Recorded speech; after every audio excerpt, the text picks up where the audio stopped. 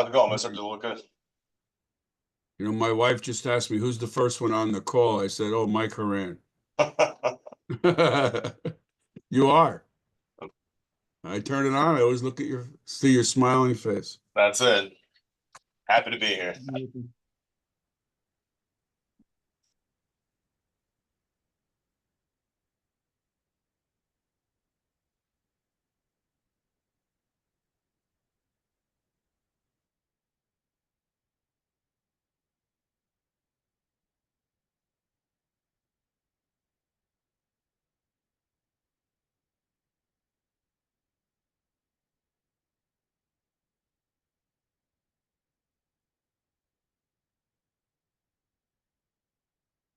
Mr. Barry, you're back from your vacation? We could call it that, sure. Ah, okay.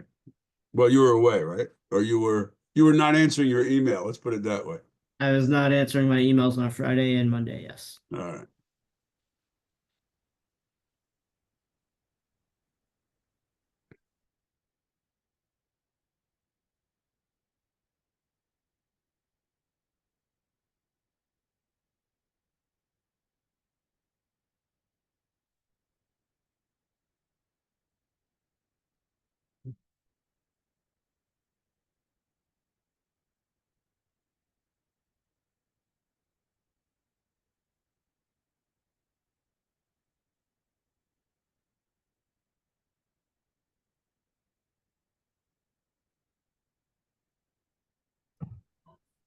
Morning, everybody. Hello, Patrick. Hey, Dave.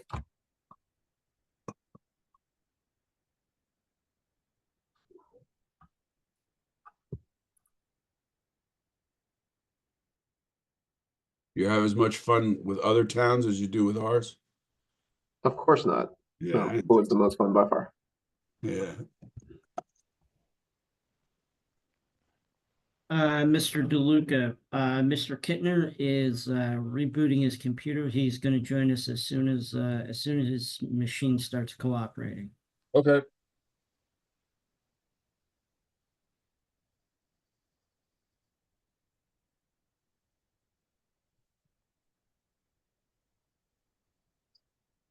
Well, he's got 2 minutes.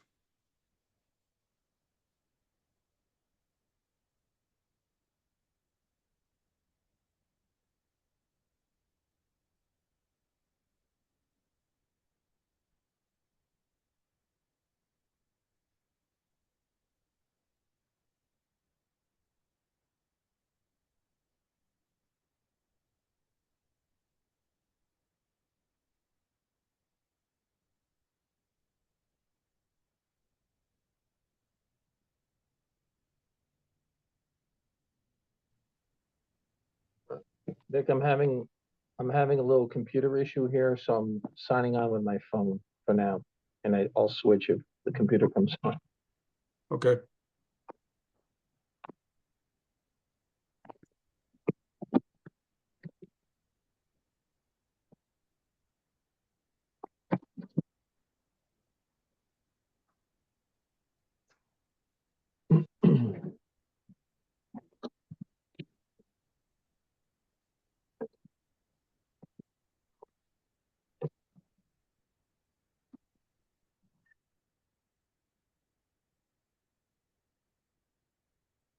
Yep.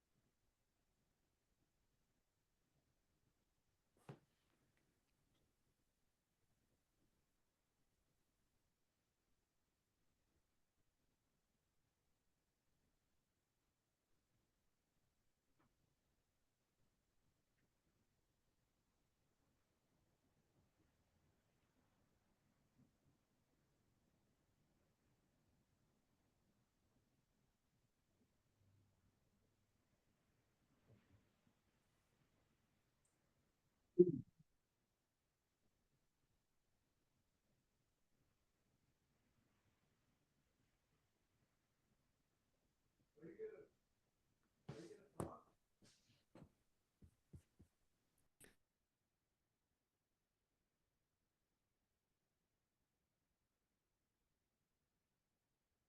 we're going to get started. Welcome everyone to the public meeting of the Engineering, Public Works, and Planning Committee. We start the meeting off with public comment. I see Mr. Ward is here. Hannah Computer, do you have anything you'd like to share with us as we start? Hi, everybody. Yeah, Stuart Ward here. Hannah Computer, I think, is my partner, Lee Tao. We live at 30 Denell Road. Last year, I attended the meeting on repairing the river behind our house. And about a couple months ago, a section of our wall came down due to a tree. And Lee Tao has been interested in getting it fixed. I think she spoke to David, not sure. She's here. Do you want to speak, darling? You want to come down? Hi, good morning, everyone. Oh, it's say Hana. I didn't know it's Hana Computer. Yeah, my name is Lee Tom. I live on 30 Daniel Road. I spoke with Adam from the building department about that wall a while back, and he asked me to obtain a survey. So I got a survey professional done, and it did show very clear that section that the wall came off, it was not my property. And so I don't know how to move forward. I have the survey to prove it. And I know the town also knew about that wall. It's been down since February already. So both on 34 Danero and 30 Danero, there's a whole section of wall fell into the river. And the wall that, partial of the wall that belonged to me and then belonged to the map company, that is still standing, but it's detached from the river bank. So we just don't know what to do. Like I would like to have it repair as soon as possible, because I don't want to get any erosion on the soil. And you spoke to David? I spoke with Adam. I think Adam came over to look at the wall from the building department.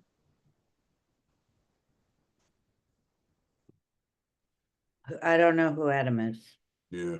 Oh, Yeah, we don't have an who's Adam from in the the building. who's from the building department? It could have been Darius or,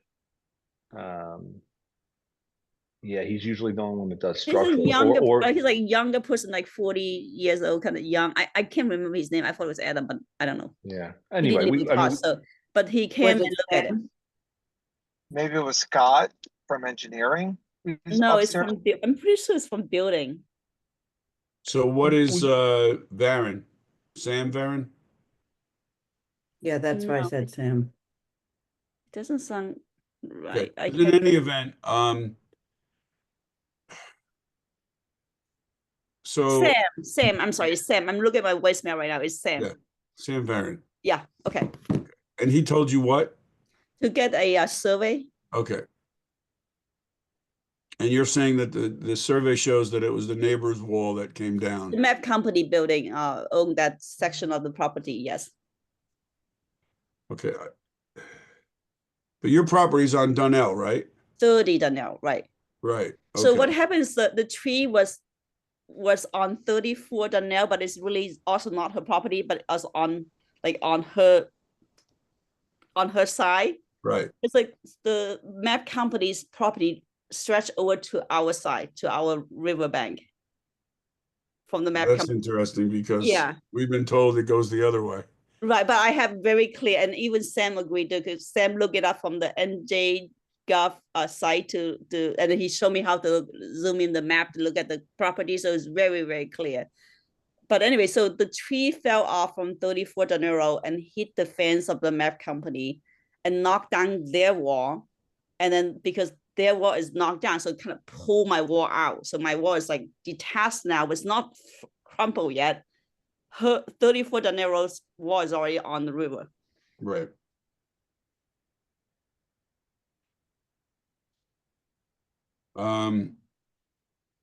I think, it would be very difficult to have this conversation with you now because we've had some correspondence with the state DEP, and in order to fix the wall, there are certain permits that are required and all that. I would suggest you set up an appointment to meet with Mr. Kittner, who's our engineer, and Mr. Barry, who is our assistant engineer.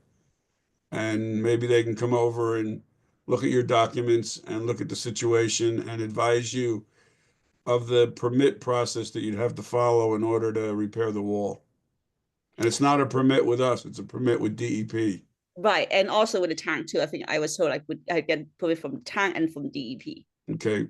That But may the be, issue is like, even though if I'm willing to repair my section of the wall, what about the other section? well, I that's, would so do that. there's, That's the that, main thing. yeah, we would, when you meet with them, they will tell you that there's, our latest correspondence with DEP is that the state does not require a wall to be up there. So if you repair your wall and your neighbor doesn't, there's nothing to force them to fix the wall. So this, you can like send a violation code to the neighbor. Okay, Not that's interesting. at this point, we don't think we can, based on and Paul, am I correct? So there's a difference between a bulkhead and a wall, and bulkheads are not regulated under our code. So, because water is on one side, it's technically considered a bulkhead. At least that's our interpretation of it. So I don't think we can enforce a bulkhead versus under the code versus a wall. Okay. So can you just explain a little clearer what difference between a bulkhead and a wall? So the wall typically has air on one side and holds back soil on the other. The bulkhead has water on one side and holds back soil. So that's the main difference. If I could just add, it's a difference not recognized just by the township, but these are state regulations as well. So generally, a wall, there are standards set by the Uniform Construction Code, which is adopted by the state of New Jersey, and our construction officials can enforce that. When it abuts water, it's a completely separate issue, does not fall under Uniform Construction Code. And there aren't a lot of, or if any, state regulations that require the maintenance of a bulkhead. We've been in contact with the DEP about issues like this, and like it was mentioned before, there's no requirement to have a wall. So technically, walls can fall. They can fall into the river. It becomes a private property issue where if it benefits you to retain that wall, it's in your interest to repair the wall. If it's if the collapse of your wall affects your neighbor, they may have an issue to take up with you, but that's a legal issue between two private property owners. And so, I think we may look for ways to provide more clear guidance to residents, but what seems clear in our conversations with the DEP is that this is a private property issue, not regulated by the DEP, unless you want to rebuild the wall in the stream, which does require permitting. Makes sense. So why don't you contact Mr. Kittner, Mr. Barry, and set up a meeting and talk about this some more. Okay. I'd also be interested in a copy of your survey if you could provide that. Yes, I will get it for you. Yeah. Thank you. Okay. So I will write down your name, Paul Kittner. Okay. Thank you. Thank you. Paul, do you want to put up your contact information in the chat and she can grab that? Sure, I'll type it in right now. I think I have Patrick's email. I think I've done an email to Patrick before, but I'm sure you have. But I think you want to have Mr. Kittner's just so you can go Yes. directly to him. Mhm. And you can send something to Patrick too. I mean, that's fine too. Keep him in the loop. Right. Okay. So, okay. People. 29603. Okay. Thank you. Okay, Thank you. thank you. Okay. Yeah. Thanks a lot. Bye-bye. Okay, is there any other person from the public who wishes to speak?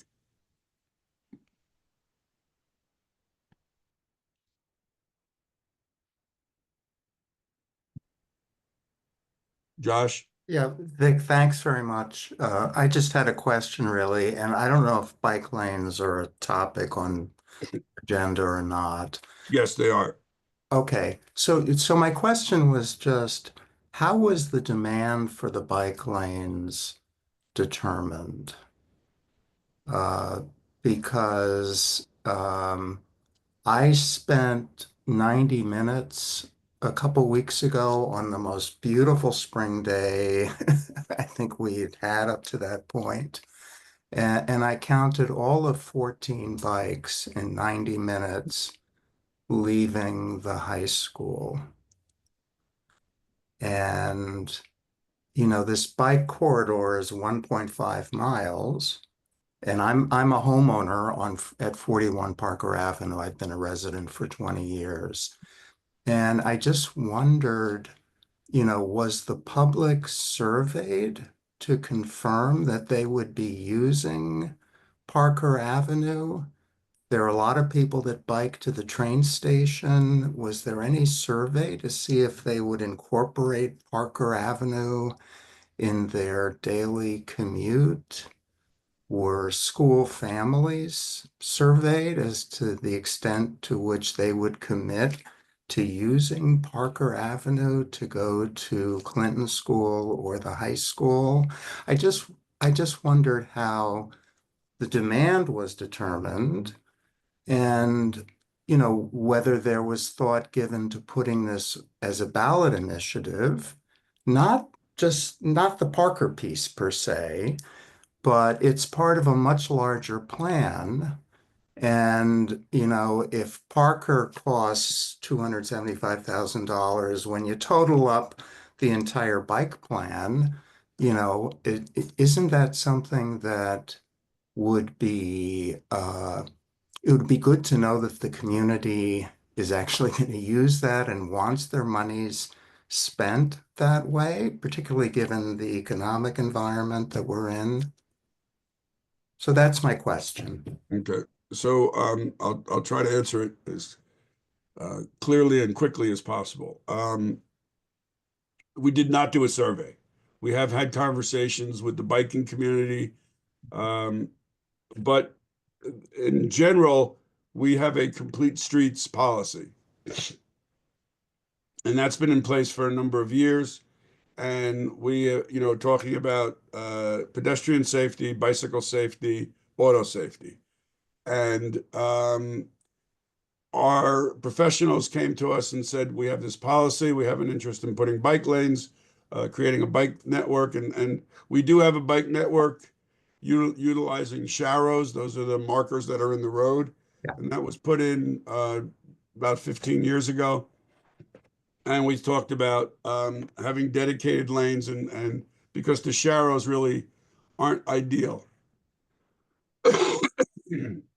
So our professionals came back and said, we believe that Parker is the best road for this because of all the things we've said in the previous meetings. It's a connector. It connects schools. It connects one side of town to the other.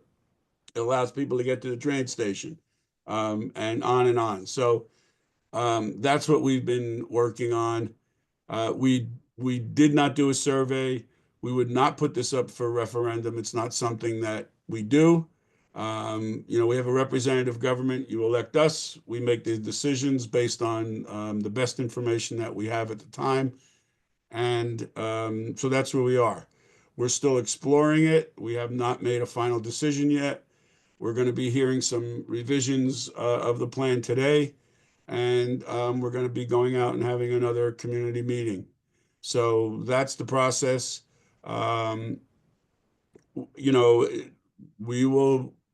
We believe that it is it is compliant with our policy, the direction that we're moving as far as having, again, pedestrian, auto, bicycle safety. And, we'll see how we go when, we'll probably be making a decision in July. Okay. I mean, there are ballot initiatives. I remember one about the baseball turf at DeHart, for instance. Well, that was done by the citizens. That Oh, wasn't by the town. so citizens can organize a vote, a referendum? They can. You can talk to the clerk's office. The clerk's office has the deadlines, the number of signatures you would need to get something on the ballot for referendum. I see. Okay. Okay, that's helpful. As a homeowner, you know, if I knew there was demand and there, you know, this is going to become a bicycling town and there are a lot of people eager to use this, I would want to bend over backwards to see how can we make this happen and what accommodations on side streets and all that kind of stuff. But I just don't understand why a survey wasn't done or some kind of a count of the bicycles, placing a camera somewhere, just to see, because again, I counted 14 bicycles. I had a neighbor who on a separate day also counted 14 bicycles. Strangely enough, it was the same number. It just really doesn't seem like it's worth all of the expenditure, aggravation for the homeowners, etc. It seems almost like, you know, it's kind of a nice vision for Maplewood, but if it ends up being a boondoggle and you don't have enough people using it, aren't cars then going to ignore the bike lane because nobody's in them? And then we get, you know, kind of other safety issues. So anyway, that's my comment. Okay, thank you. Is there anyone else from the public who would like to speak?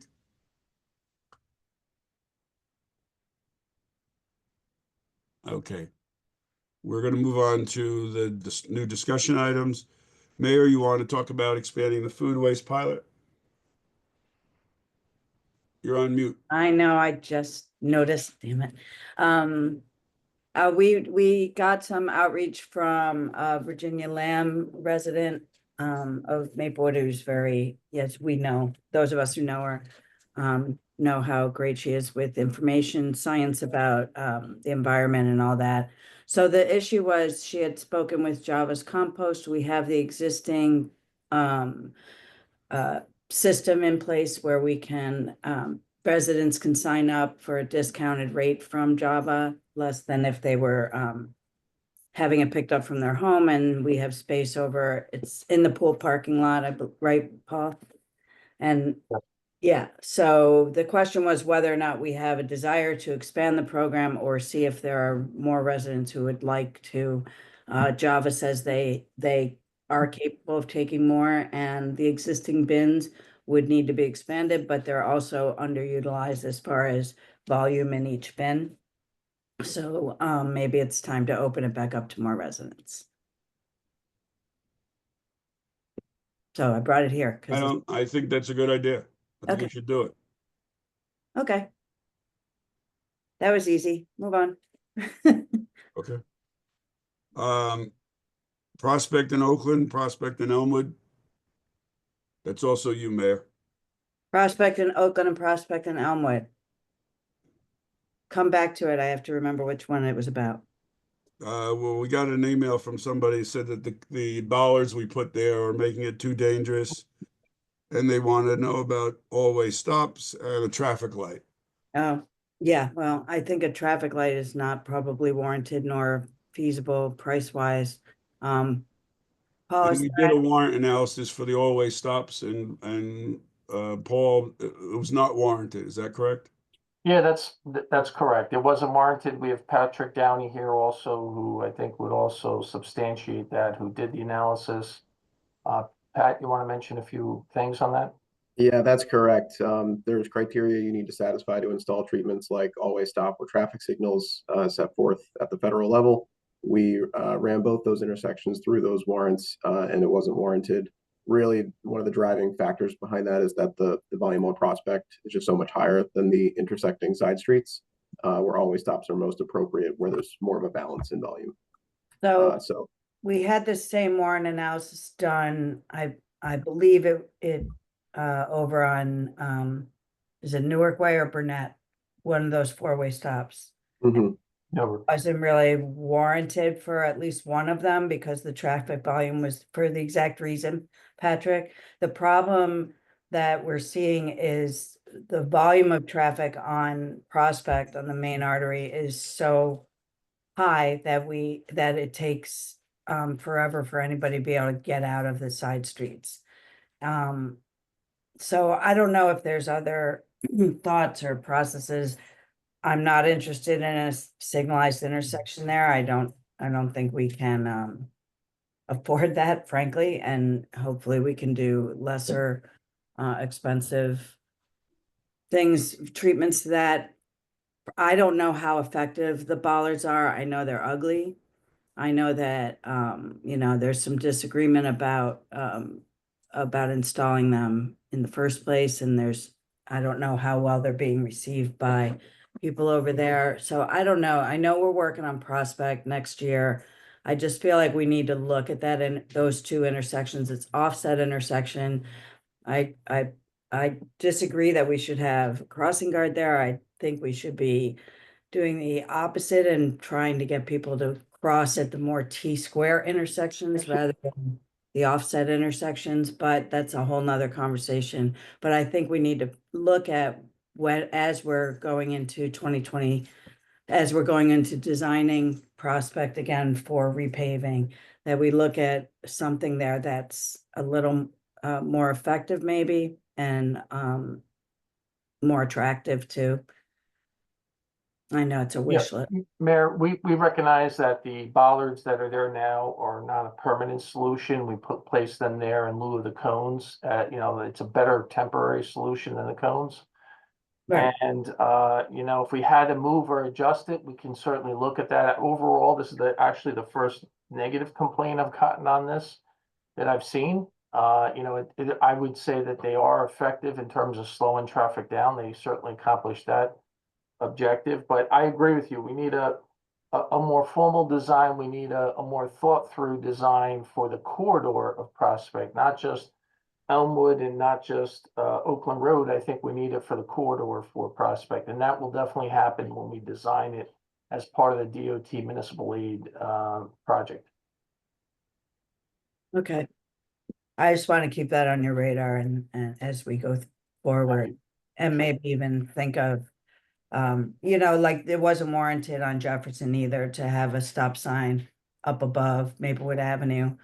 But we found, we put it there to keep to slow traffic down because it was a blind intersection at Maplewood Avenue that they were coming up to and we were putting the stop there. So I think there are, and I don't know if the regulations have eased the warrant analyses for stop signs, but I feel like maybe they have a little bit because they're not supposed to be used for traffic calming, et cetera.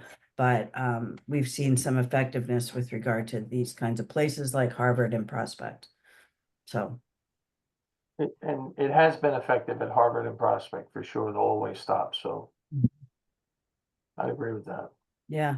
Okay. So maybe it's not there, just something to think about in the design. Maybe it's at Oakview, right? Which is a T intersection.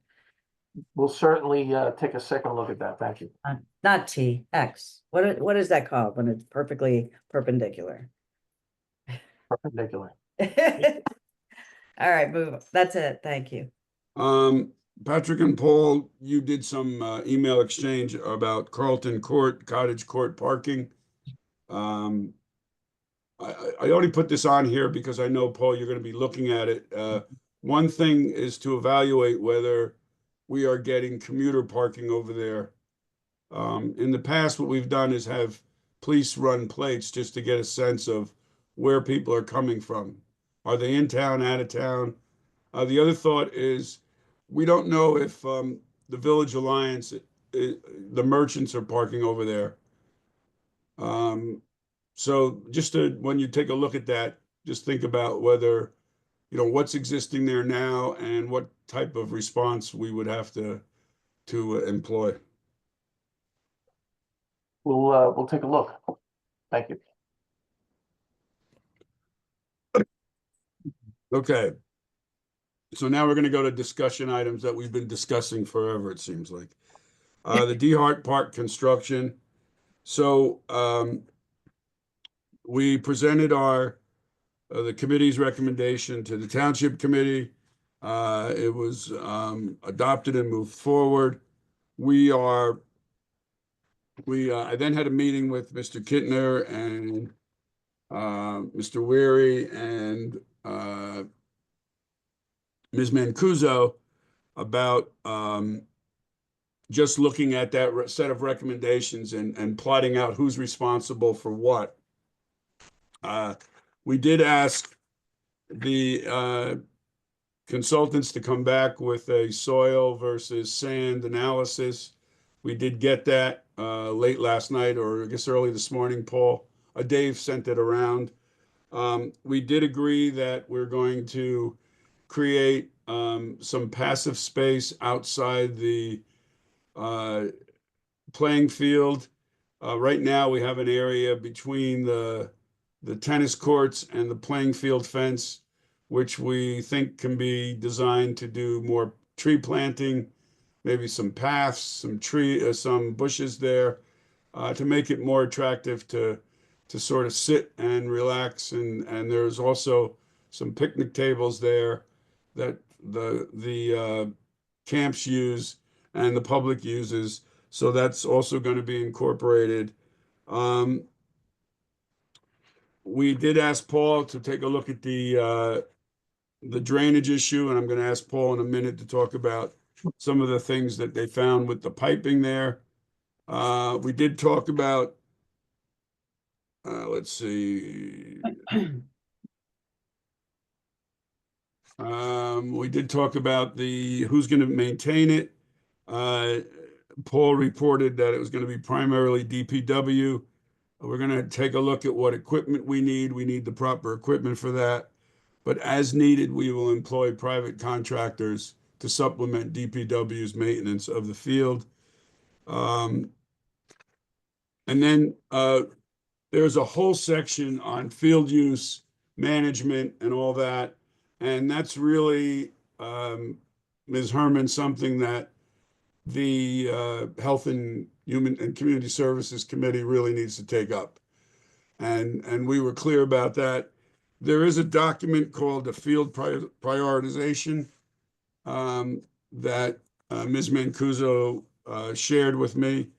But we think that, discussion of where teams are going to play and what's going to go over at D Hart and how we're going to keep fields active, and we're going to close fields, and how we're going to have organized sports and passive sports out there, or passive use.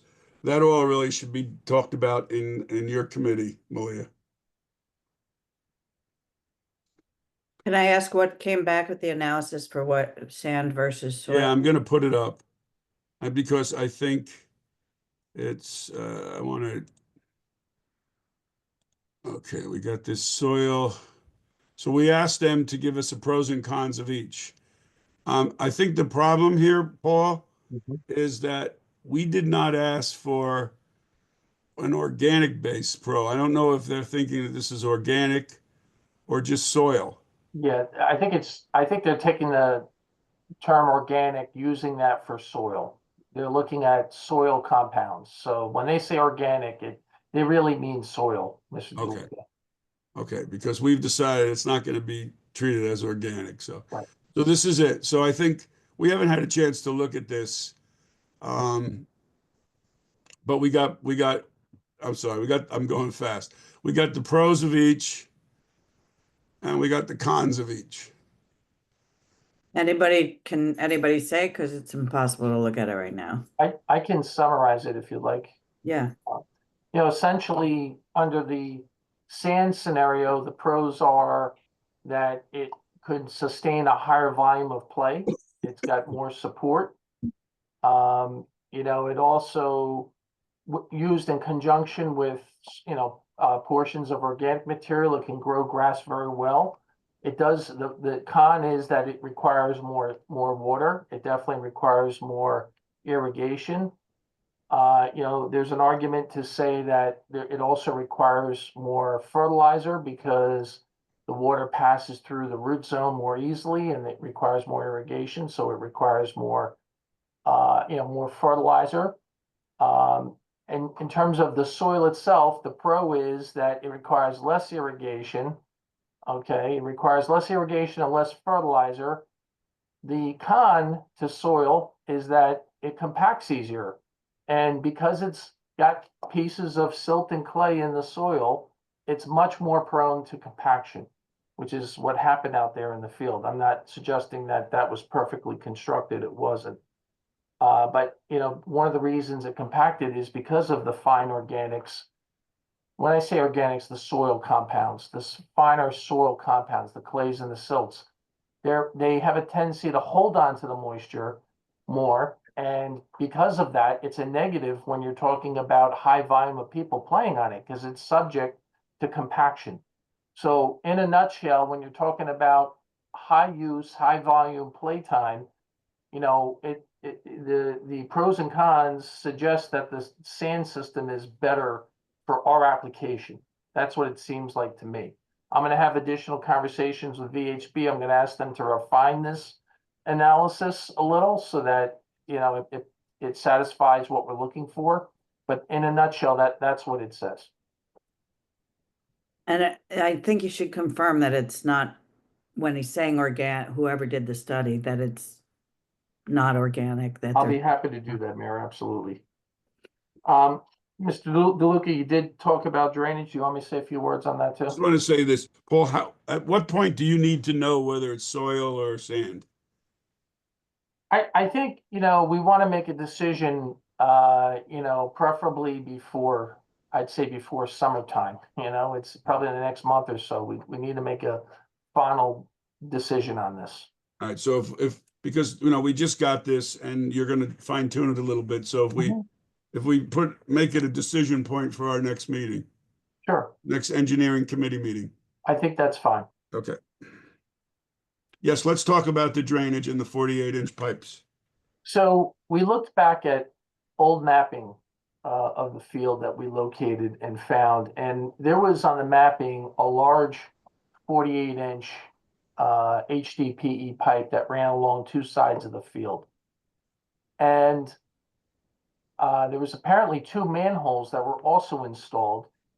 Looking at the system, they were using it as an outfall structure, meaning they were controlling the flow. There was a lower pipe that was 10 inches in size to handle base flow conditions. And when there was a storm event, those perimeter drains would collect the water and dump into this 48-inch collector pipe.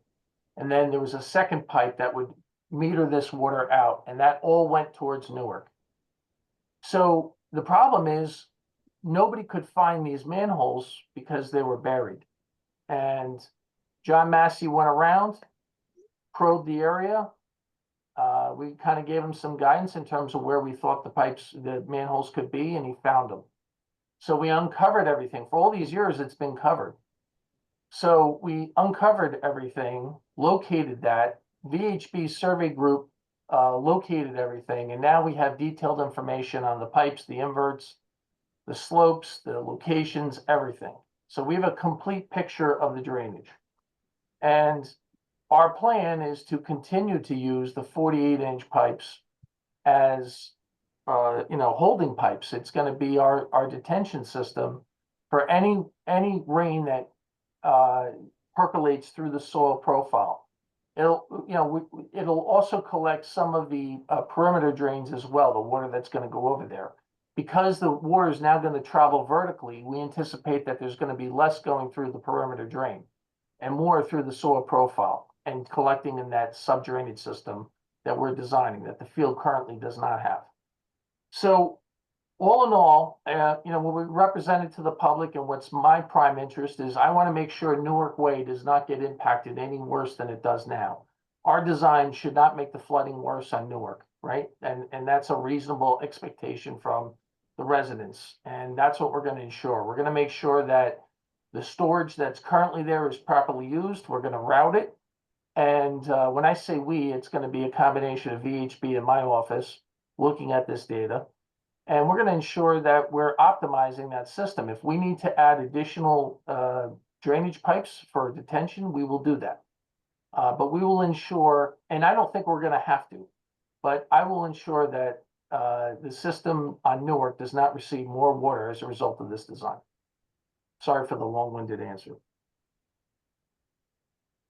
No, but it was a strong answer, and that's what's important. Malia, do you want to respond to any? I know you've had some conversations in your subcommittee about this already. Yeah, well, I'd like that field usage document. I don't think I've seen that.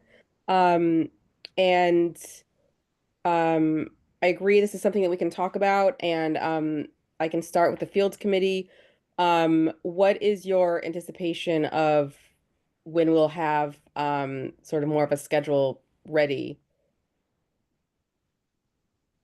A schedule of construction or No. In terms of like, I mean, getting all of this together. 2027.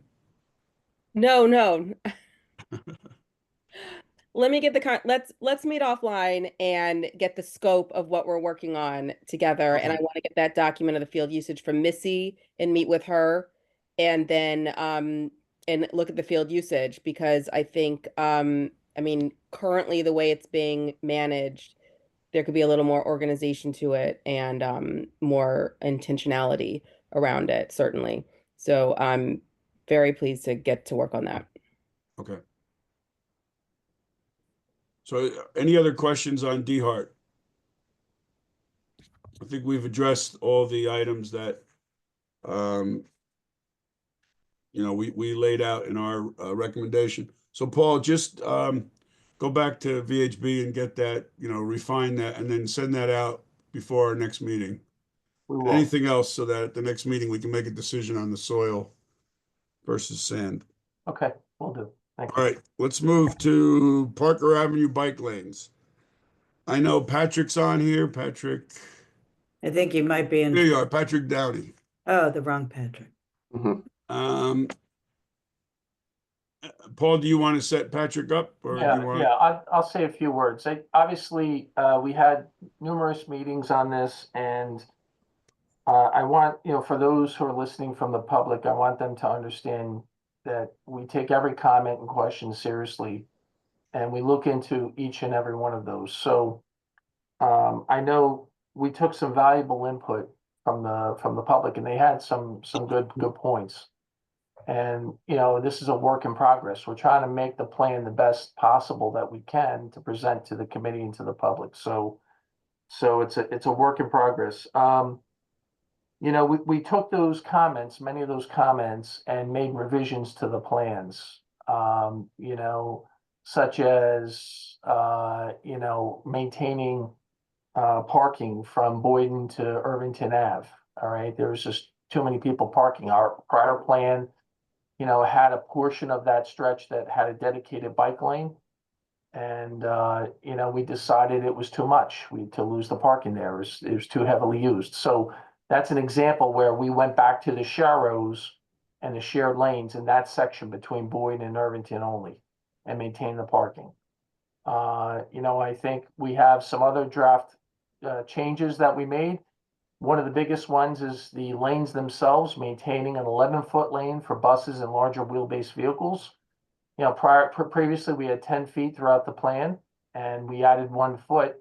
We don't want to make it too wide because we want to perform traffic calming, but at the same time, we want to ensure that the larger wheelbase trucks have adequate room to maneuver, in the lanes without having to encroach into the bike lane. So, between Valley Street and Boyden, we maintained 11-foot lanes. Those are examples of some of the changes. Mr. Downing, do you want to maybe just run through that, each section of the plan that changed and describe that to the committee here? Yeah, absolutely. And just for everyone's benefit, I'm going to put up a visual, primarily focused on the on-street parking topic. That was the largest topic of discussion in most of those public meetings that we had. And I think it kind of illustrates a lot of the changes that we are looking to implement here based on that feedback. So some of you may be familiar with this plan. Previous iterations were shared at some of the community meetings that we had previously. the updates that have taken place since that time are, number one, we performed an inventory of existing parking regulations on the intersecting side streets. So there's a lot of different colored bars throughout this plan with the legend at the bottom left corner. Those indicate the existing parking regulations in place in those areas based upon posted signage and what's in the township ordinance. So based on that, we took a look at some locations where parking may actually need to be maintained. And then in the areas where parking would be eliminated by the updated plan, what can we do to sort of ease the pain of that for the residents who live on Parker and ensure that they have the ability to park on the nearest side streets to their home rather than having to park further away. So I guess we'll start on the east end here. So as Mr. Kittner indicated, between Boyden Avenue and Irvington Avenue, this eastern third, I'll call it, it is the section of the road that had the highest parking utilization during the counts. It's still not what I would consider high, but it was, noticeably the highest compared to the rest of the street. Additionally, during the community meeting, focus on that section is where we got some of the largest volume and strongest feedback regarding the loss of that parking being a burden. So in the latest version of the plan, that section would maintain the existing on-street parking. It has the width to do so, to provide a parking lane on both sides and a shared lane with the shallow markings to share vehicles and bicycles in the lane as they would need to do today in that section. Moving our way west, so generally west of Boyden Avenue, the plan would maintain the previous proposal to institute bike lanes in place of the existing on-street parking. One exception to that may be in block what you see here, 29 on the north side. That's in front of the Jewish Center Preschool. That was one location where there was some additional sensitivity to the loss of parking based on that center, coming online with some expectation of there being parking there and just being mindful of younger students and the additional safety that they might require for that use. Everywhere that you see on the intersecting side streets in this blue section, you'll see areas that are circled in these red bars. Those are really blocks that we are kind of pinning at the moment for consideration of a residential parking pass system. That blue bar underlying it indicates a 2-hour parking restriction on school days. So, it would be challenging for someone to park, their residential vehicle there in place of on Parker if they did do that previously. So the intent there would be to get essentially a special privilege for those residents to be able to park there and not be beholden to that 2-hour parking restriction. So generally the carway within that section would maintain the bike lanes on the periphery and the travel lanes on the interior. In terms of some more details on the plan, I can run through the actual plans if you like. It depends kind of how much time you want to devote to this topic. But just to give you the quick hits of the technical updates, as Mr. Kittner mentioned, previous iterations of the plan were really trying to use 10-foot lanes as the predominant lane width, just to reduce them to essentially the minimum in a traffic calming effort to slow vehicles. There was some concern that that might be a bit too narrow. So as sort of a middle ground compromise, the latest plan uses 11-foot travel lanes wherever possible, still to provide some of that benefit, but to keep things a little bit more comfortable for vehicles. The only areas where 10 would still be proposed are in some of the western blocks where the road is actually the narrowest. So just based upon the space limitation of what space is available between the existing curbs, some blocks would maintain 10-foot. But everywhere there's room to provide 11-foot lanes, we would do so. Additionally, at some of the signalized intersections, specifically Valley, Prospect, and Boyden, we would be looking at instituting bike boxes. I can actually give you a quick visual of that for anyone who's unfamiliar with a bike box. It's essentially a green pavement marking area up at the stop bar at a traffic signal that is specifically to enhance cyclists' ability to perform turning movements at that intersection. Traditionally, I'm not sure how many of you are avid cyclists, but you're generally cycling on the right side of the road. So it's challenging when you come to a major intersection, you need to turn left.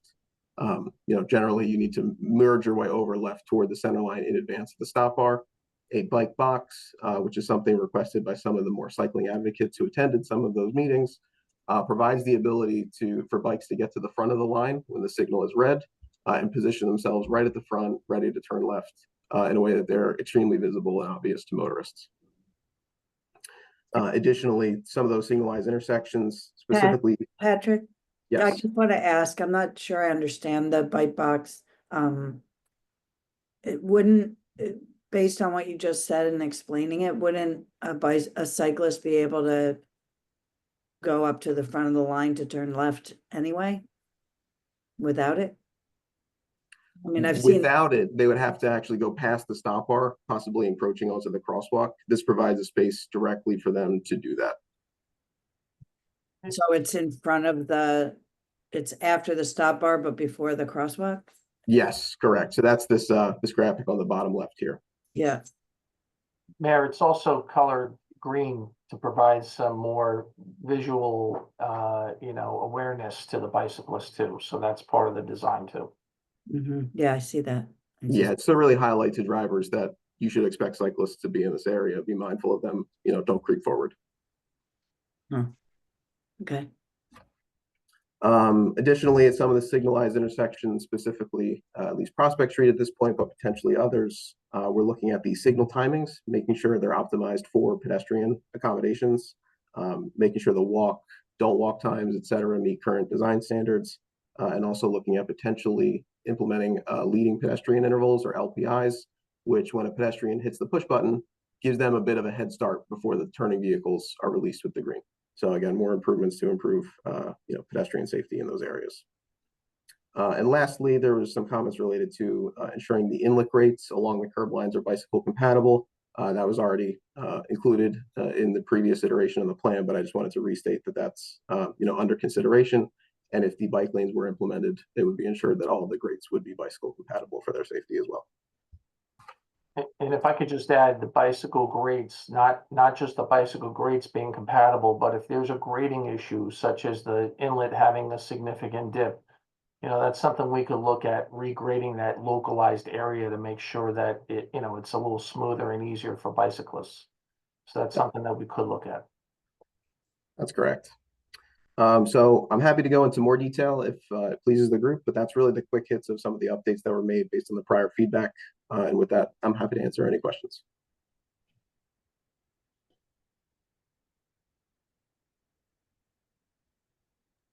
Could you stop sharing, Patrick? Absolutely. Okay, you also, you took a look at some other towns and bike lanes in other towns? Yes, we did. Bike lanes in other locations, complete streets policies in other locations, and just general design principles. I know there's sort of a push and a pull discussion regarding the traffic volumes and speeds along Parker Avenue, whether that makes bike lanes a better idea or a worse idea. So just to kind of put that in perspective, some of the current bicycle design guidelines that are published are by AASHTO and NACTO. They both recommend bike lanes are acceptable for a street of this magnitude in terms of traffic volume and speeds. Our opinion is always that some of the lower volume residential streets, some people might think that's where the bikes should be, but in the same token, that's where the bikes have the least friction already and need the least assistance. If you're traveling down a fairly empty, low traveled residential street, you have pretty much free reign to use the street at your disposal. The streets with the higher volumes and the higher speeds is where they need more separation and more protection. And that's where a dedicated bike lane makes the most sense. So Parker Avenue falls in line, with those principles. And it's being implemented, in an incremental measure, more so in some of the more urbanized locations throughout the state. Jersey City, Hoboken, et cetera, are pretty getting fairly famous for their successful implementations of bike facilities. It's slowly trickling into the more suburban areas. So there's really nothing atypical about an installation of a bike lane on a street like Parker. We met yesterday with some of the neighbors and they questioned whether 5 feet is sufficient for bike lanes. Yeah, so really the minimum you typically see for bike lanes is 4. However, you need additional width when it's against a curb. There's a bit of a shyness for cyclists to get too close to the curb because if they accidentally bump into it, it can be, disastrous for them. And take a tumble. So that's why we're looking at 5 foot as the minimum for a location like this where it's actually adjacent to a curb. On some wider streets or some even more heavily traveled streets, you would actually look to do a bike lane, not directly adjacent to the lane, but to provide a striped buffer in between the two. Where space allows, we would typically do that here. Number one, Parker's just not wide enough to do that, but we don't want that to be the reason that bikes can't be implemented. But also it falls in line with where standard bike lanes can be implemented. They were saying 6.5 to 7 feet would be a minimum, so that there'd be like that separate striping or a double stripe between the bike lane and the traffic lane. Yeah, and that the design guidelines for those buffers are actually increasing over time. Some of the latest really say at least 2, ideally 3, just so there's actually enough space to develop that crosshatch chevron striping you see. So where that buffer would fit on some other streets, we would typically provide it. On this street, Parker's simply not wide enough to do, essentially the A+ Cadillac version of what a bike lane would be. So that's where we're getting pushback as to the safety of the bike lane with the traffic and the increase in large trucks and buses on the street. So how do we respond to that if we just don't have the width? Yeah, I would say what this plan would propose is a drastic improvement over what's there today, which is really no accommodation for cyclists in any manner. They can use the road, and at the moment they have to either travel in the lane or duck in and out of the parking lane where there is and is not parked vehicles. So by providing a bike lane, you're already separating them to the extent practical.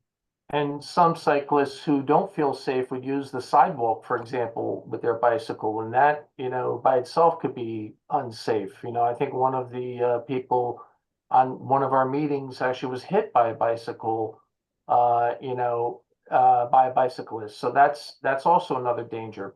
Bicyclists using the sidewalk in lieu of a travel lane, such as Parker. Well, so in places where we have an 11-foot lane, drive lane, isn't that essentially adding an extra 1 foot of buffer though? Since we still have the 5-foot wide bike lane and we have the 11-foot travel lane. So we essentially have an additional 1 foot. I mean, in theory, you could have a 10-foot lane, a 1 foot buffer, and a 5-foot bike lane, right? 10-foot travel lane. Yeah, to your point, Mr. Kidner, that was sort of what the original, not the original, but the latest iteration of the plan was going for. The 10-foot lanes as the standard was, instead of providing, a formal striped buffer, let's at least make the bike lanes a foot wider and the blocks that have the width to give it. But on the same token, there was pushback on that lane width as well. Pat, do you think that using bike lanes here is a suitable engineering practice for improving safety on this road? Absolutely, yes. And you think it's adequately engineered? Yes, I do. Can you share some of the traffic numbers and also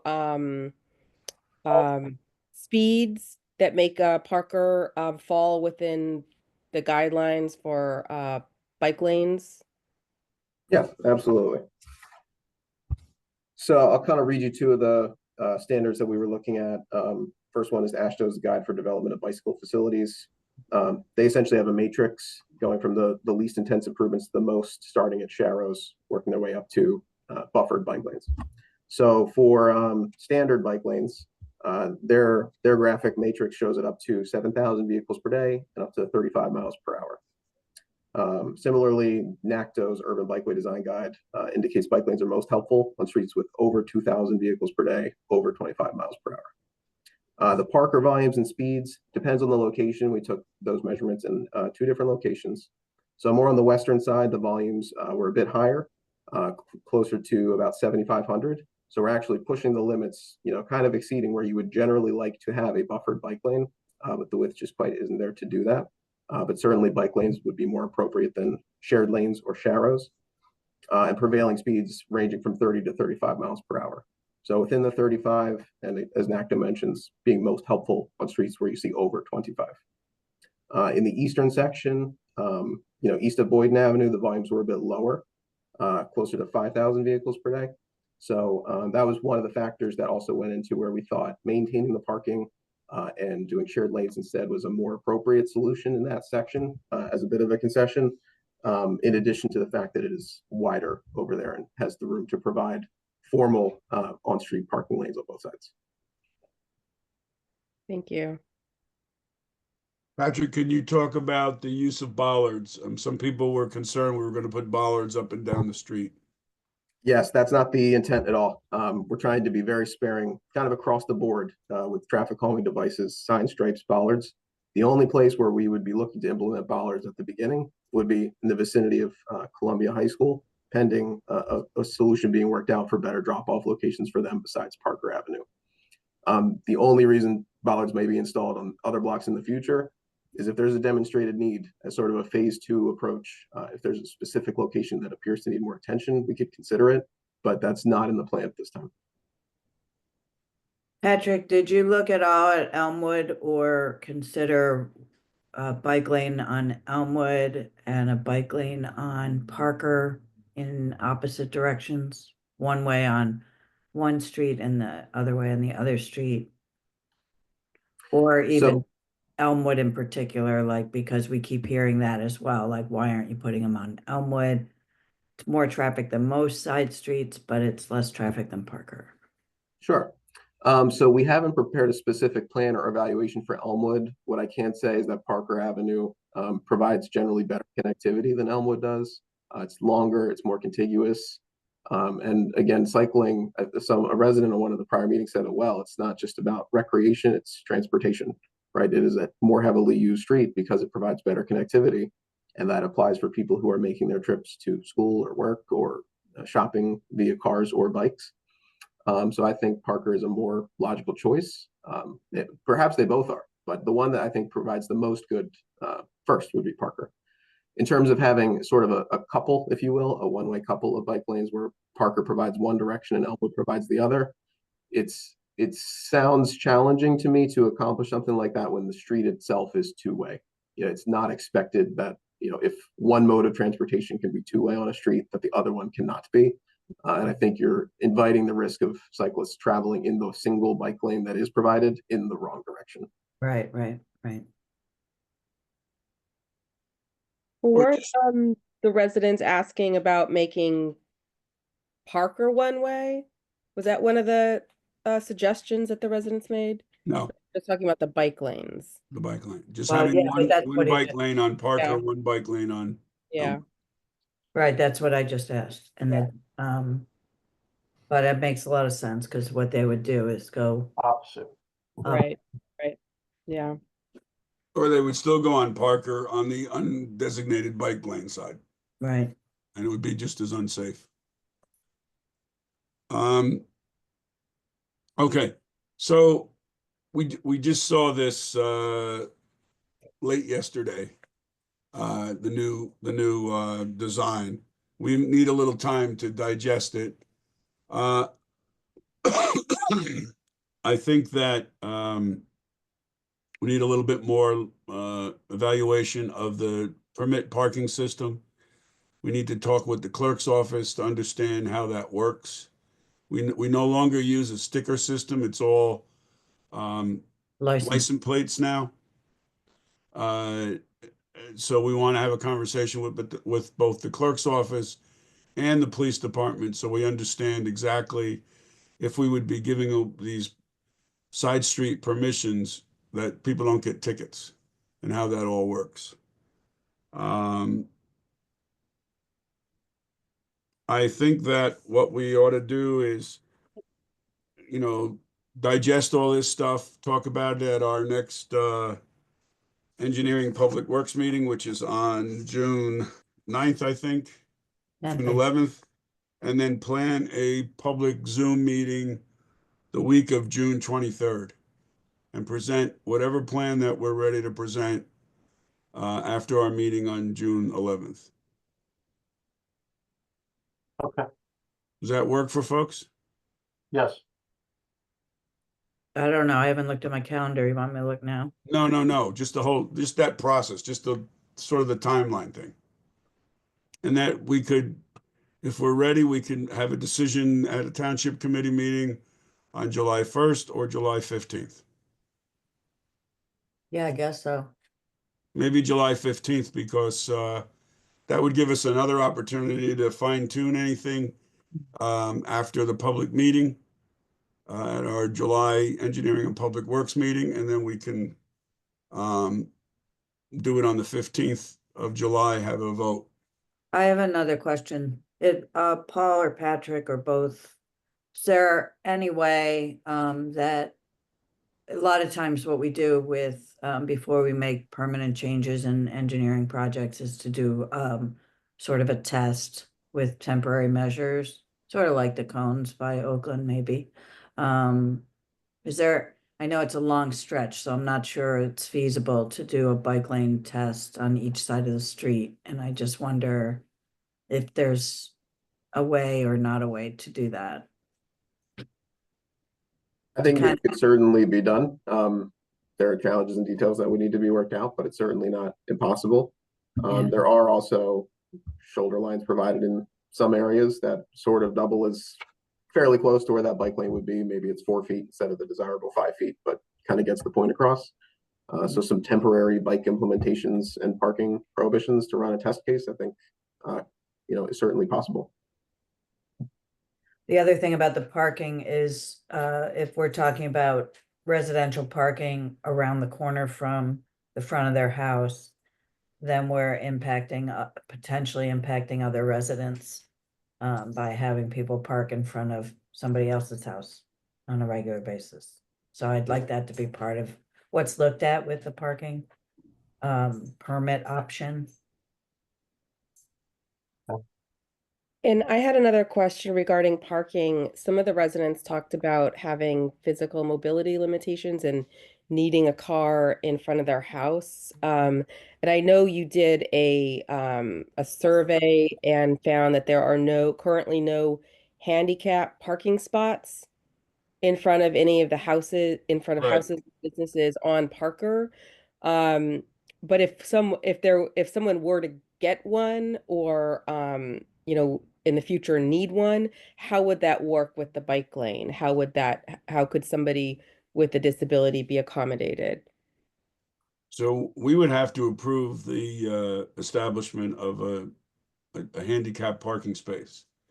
And we would have to consider it. And if it was, we'd have to look at the situation. I think if necessary, we'd have to either, if there's no other accommodation that can be made, and it has to be parking on the street, we'd have to work that out.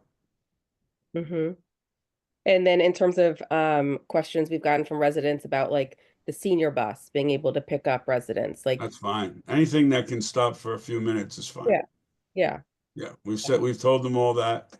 And the one person who came to our public meeting, so it's not violating any health stuff. She came to our public meeting and talked about an autoimmune Right, situation where exactly. sometimes she has to park in front of her house.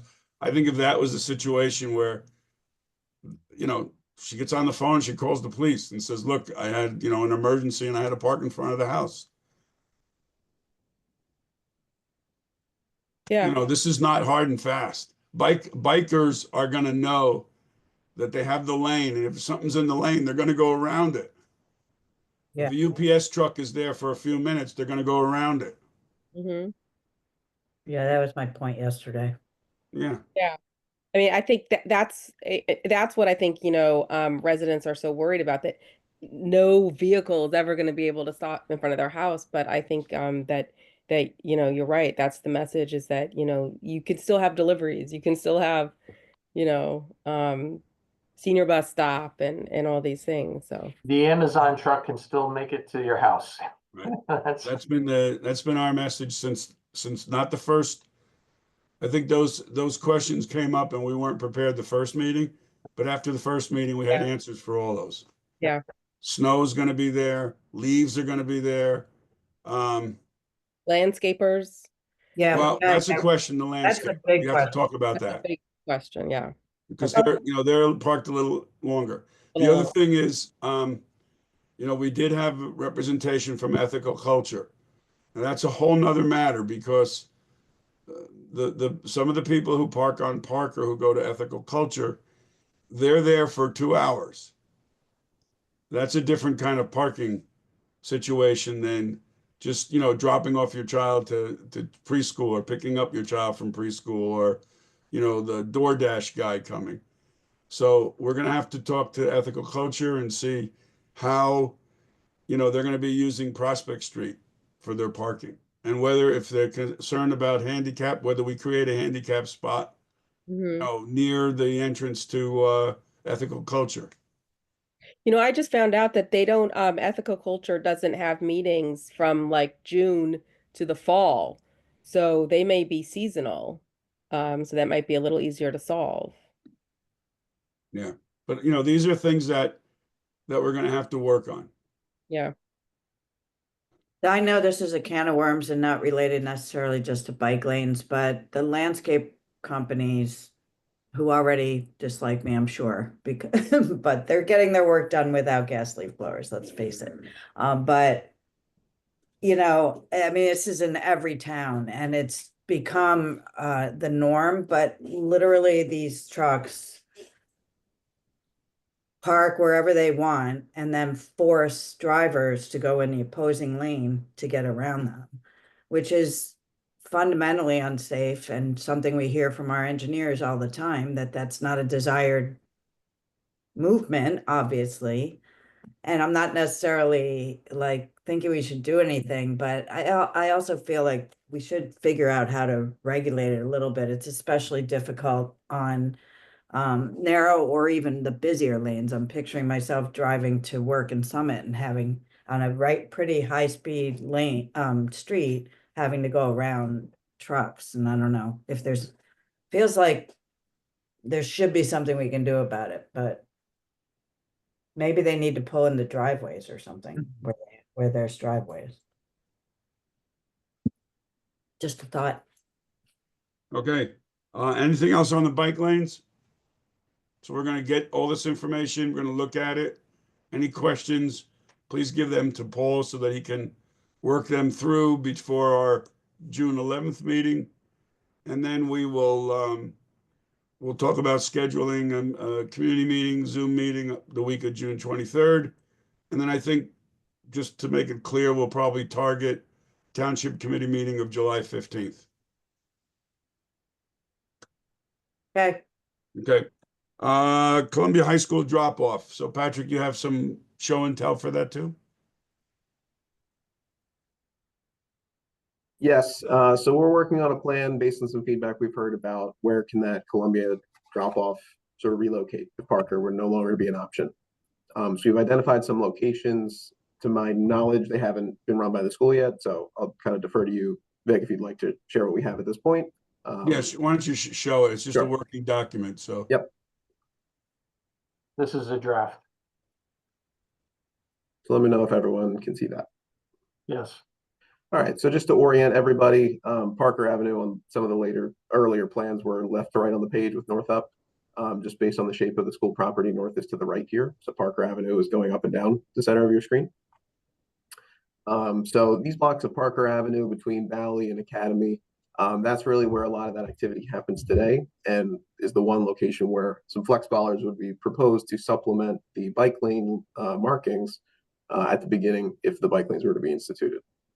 So we took a look at, okay, if that activity can no longer happen there, where should it happen instead? So we've flagged 4 areas, which you see highlighted in red on some of the surrounding streets. So starting from the top, we'll work our way down. There's a curb bump in along Valley Street. I think it's currently used for parking by school staff or something of that nature a lot of the time. That's one potential location that's already geometrically provided, separated from the travel lane, which could be used for some drop-off activity. Moving our way down along Kensington Terrace and North Terrace on the opposite side of Parker. We think the first block there between Parker and the first intersecting street could be a good location for some drop-off activity with a temporary parking elimination during the peak hours only. In that way, depending on whatever direction vehicles are traveling to Parker, from Parker, or either direction, northbound or southbound on those streets, they could pull over to the curb and drop off in that location. I will say, given that those 2 locations would be on the opposite side of Parker Avenue, we really want to ensure that crossing Parker is as safe as it can possibly be for those students. So that's something that isn't generally required today. So for that reason, crosswalks at both of those intersections with Parker would be enhanced not only with the striping and the static signage, but with the RRFB, rapid rectangular flashing beacons that are push button actuated. So those students can hit the button and be aided by the benefit of visibility that those beacons provide. And fourth, lastly, along Academy Street at the bottom of the page. Currently, parking is permitted on Academy on the northbound side. But what we would look to do here potentially during the peak hours again is to temporarily convert Academy to a one-way direction from Beach toward Parker. What that would allow you to do is have the person who's driving southbound use more of the central portion of the road, and you can dedicate the curb space along the school frontage as a temporary drop-off loading zone, with the passenger car side door adjacent to the school. So these are 4 potential locations. Again, nothing set in stone right now. These are just kind of kicking ideas around, looking for some feedback as a way to potentially offset some changes to their drop-off situation that could result along Parker. What's the cost of all this? It would really depend, but you don't need a whole lot. It wouldn't be something that we would look to throw lots of signage and striping at. We're not trying to make it sort of an eyesore situation. It's really an operational situation. So let's say Academy Street is probably what needs the most manpower or elbow grease to get done during the peak hours. That's a couple of orange barricades with some signs just to make it one way for a few hours. There's not a lot of physical improvements or even striping improvements that need to be done. Pat, if I could just add, Mayor, I think the biggest expense here would be the rapid flashing beacons at North Terrace and Kensington. And of course, we would install the better ones that have the spun aluminum poles on the foundations. And, those are about 12,000, give or take, a piece. So, you're probably looking right there, depending on how many signs go in, that could be $40,000 or $50,000 easily. So we do have a traffic calming budget that could be used towards that. And, certainly if we had any excess money in the road program, we could consider that too. So I have some feedback.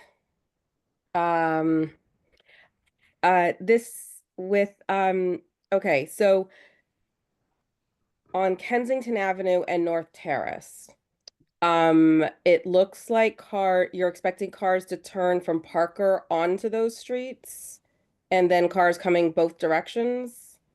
Like there's no barriers there. It could be in either direction. So say the vehicle was on Parker and wanted to drop off, but can't do so anymore. They could turn into those streets and drop off on what would be the southbound side. Alternatively, if their travel path is heading toward Parker, they could pull over to the northbound curb line. So currently what you have shown is what we already have. So as far as I'm visualizing from this, nothing would change. Parker Avenue, even if you put bollards up, it's bumper to bumper traffic. And so cars just let kids off in the middle of the travel lane. Like if they can't pull over because of the bollard, they will stop in the middle of the street and the kids will be getting out in the middle of the street. And so cars that are on Parker, they're not going to turn onto Kensington and North Terrace. They're going to let their kids off in the middle of the street. Well, that's up to them, isn't it? Like They- if they do it now, so They do it now, and they will continue to do it, and that's the problem. And Kensington and North Terrace, what you have is you have cars coming down Kensington toward Parker Avenue, and they will pull over in these red parts and let their kids off.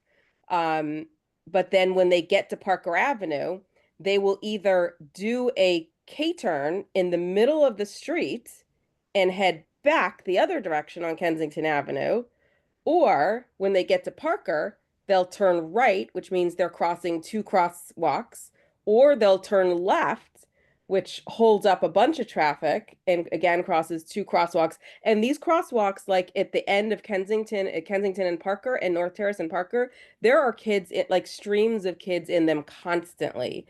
Middle schoolers walk down Parker. So you've got them crossing Kensington, you've got kids crossing Parker. I mean, it's a stream of kids. And so it's a traffic snarl. And so I'm looking at Academy, North Terrace, and Kensington. And I feel like if you're going to have cars turning onto Parker, they need to be like right only. So you don't have people turning left. In my opinion, you would cut them off before they even get to Parker. Like I think the best ways personally is you drop off and then you come down Kensington, you drop off, and then you turn onto Edgewood Place. So you don't even go that last block, or you turn on to that, what, Crowell Place, back to Valley. But like, you know, you basically have, right now, the cars coming down Parker Avenue and coming up Parker Avenue, they drop their kids right on Parker Avenue in the middle of the street. And that's what we're trying to avoid. Oh, that And sounds like enforcement to me. And also, can we just be real and know that this is a high school? It's not affected by intentional integration so much. And more parents need to stop driving their kids to school. That's just a fact. And we always skirt it. We don't want to hurt anybody's feelings, but most kids who go to Columbia High School can walk between 0 miles and 1.5 to 2 miles. And that's not even considered as part of the problem. As someone who's lived here since '89 and put 5 kids through these schools, the problem has never been as extreme as it is now, and it's behavior oriented. People need to stop driving their able-bodied children who are close enough to walk to school. And if they're late, then they get in trouble at school. But then I absolutely learn. agree. I think there are situations, extenuating like, for example, today, I know. a lot of parents drove because it was pouring rain. Because their kids are going to. And then a lot of kids are carrying a lot of sports equipment, and so sometimes they get driven because of that. Okay. Um, I know, but we're spending an enormous amount of time figuring out something that you just said is not going to work because of the behavior. So it sounds more like enforcement than engineering to me. we talked about this in public safety about enforcement, and they said they can't do enforcement in the Right. middle of the drop off. And so what they've been doing is like dropping tickets, you know, during drop off, but they can't do active enforcement. So, I mean, I'm trying to just get to, this is the problem, and it is a behavior problem. And I'm not sure if what we have here really, really solves it.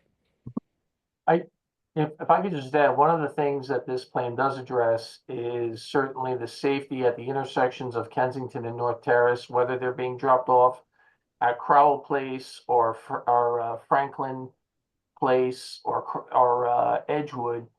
At some point, they have to cross Parker, and I think the key here is to make sure that there is some enforcement so that parents are not dropping off kids in the middle of Parker. And if that's enforced, then there will be a reduced amount of vehicles sitting there and reduced blind spots. Right now, everyone double parks to the side, they drop off their kids wherever, and there's a lot of blind hazards. There's cars that are blocking the views of children crossing, or high schoolers crossing.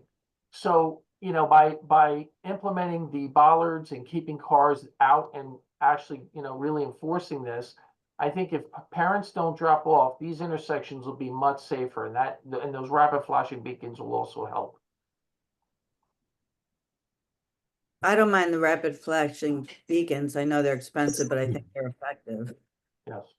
But and we could, we put up signs all over the place and barricades, and then they get left on the corner for 9 months of the year. And it's just kind of making the whole place, as everybody keeps saying, they don't want it to look urbanized, as the word that keeps coming up with the bike lanes, right? So I know that the school is working on, the school's students are working on that.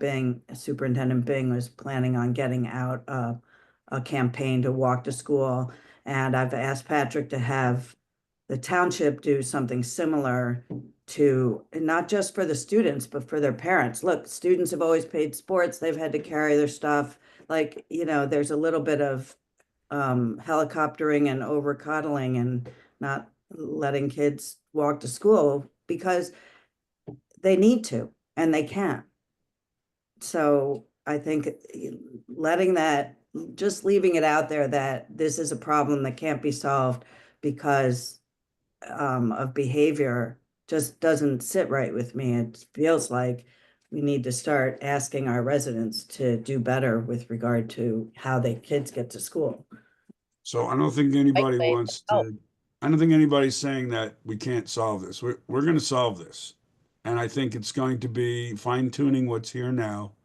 I think that the points that Malia is raising about Kensington and North are correct, that people will drop off their kids as close to Parker. If we don't cut Kensington and North off, they'll drive down Parker to Parker and either K-turn or fight to get out into Parker.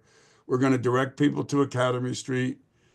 And then we're going to have to deal with enforcement along this stretch of Parker, from Academy down to Valley.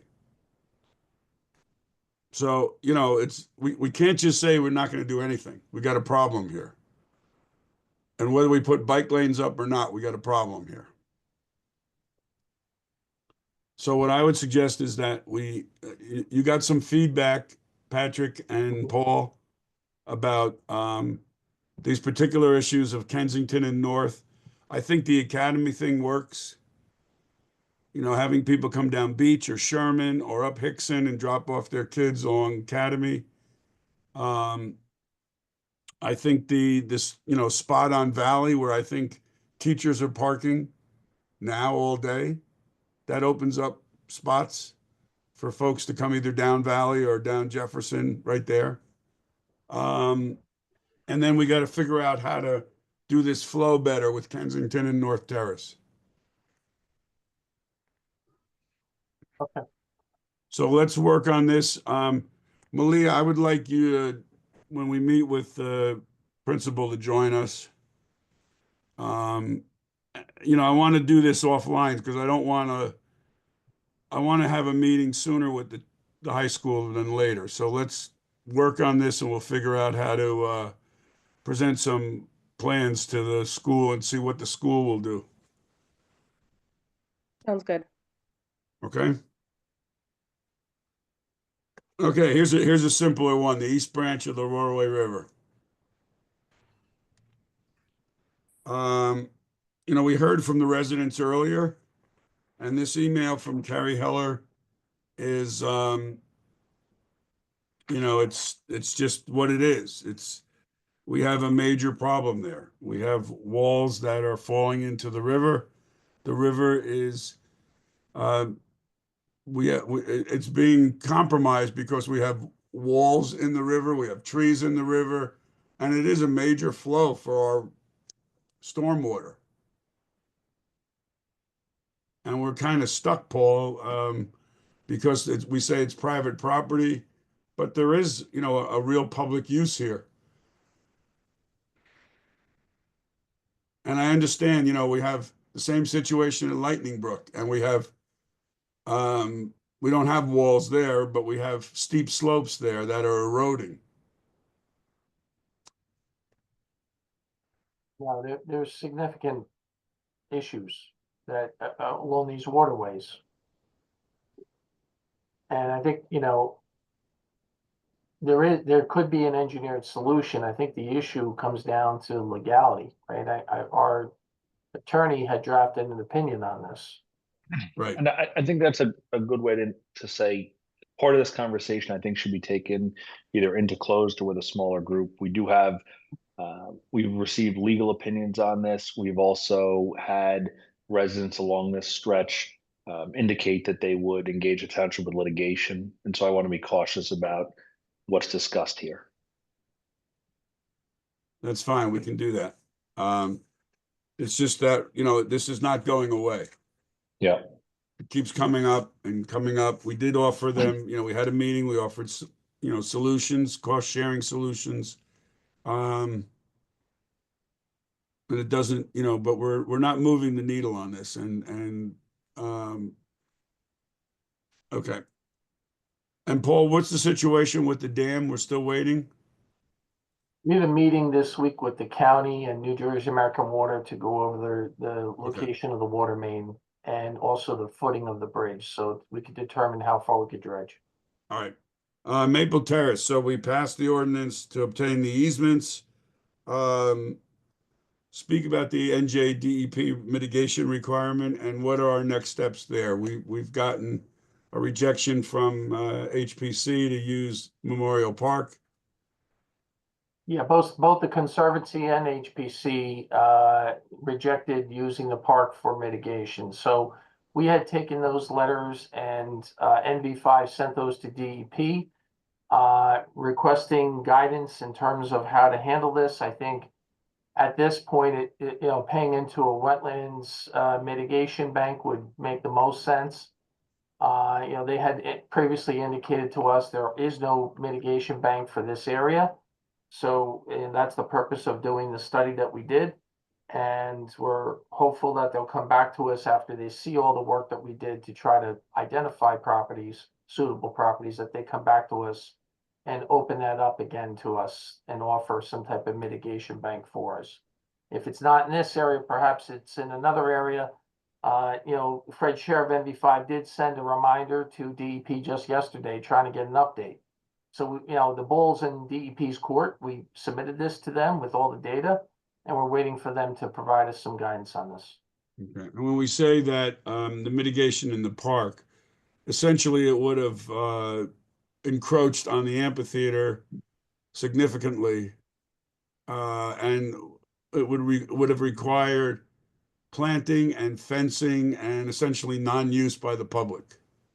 Yeah, there would be a significant area, roughly over 0.6 acres, that would have to be designated for wetland species, wetland plants. The hydrology and grading would have to change, and you'd have to protect it with some form of a fence or barrier. It would really drastically affect the use and look of the park. It would change the characteristics and nature of the park. And the reservation can't be used instead? Because it's owned by the county, and we have to own the property. Well, can't we talk to the county about using some of the reservation for this purpose? Dave, you have your hand up.